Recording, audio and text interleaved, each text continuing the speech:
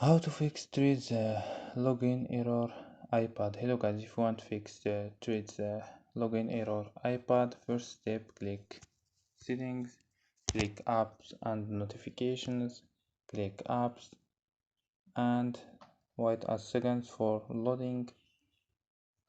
Scroll down for search your app threads and click force stop, click OK and click storage, click clear data and click clear cache. After these steps, don't forget restart your phone. So don't forget like and subscribe. Bye.